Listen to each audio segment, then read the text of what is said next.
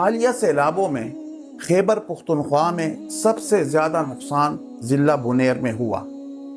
اللہ تعالیٰ کی طرف سے ایک کھری آزمائش اور ایک عظیم امتحان سیلاب کی صورت میں آیا۔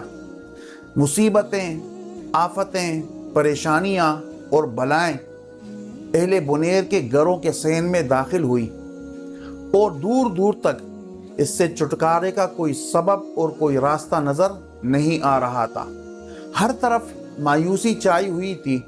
نقصان اتنا زیادہ تھا کہ سوچ سوچ کر آنکھوں کے سامنے اندھیرا چھا جاتا تھا۔ لیکن اس مایوس کن حالات میں اور اس سوگوار ماحول میں اچانک خوشگوار تبدیلی اس وقت رونما ہونا شروع ہوئی کہ جب 3000 وفاق المدارس کے طلباء نے سیدھے سادے لباس میں ملبوس ہو کر ٹوپی، پگڑی اور داڑھیوں سے مزین چہروں کے ساتھ مفتی فضل غفور صاحب کی معیت میں انہوں نے آستینیں چڑھائی، پائنچے چڑھائے، کدال ہاتھ میں لیے، بیلچے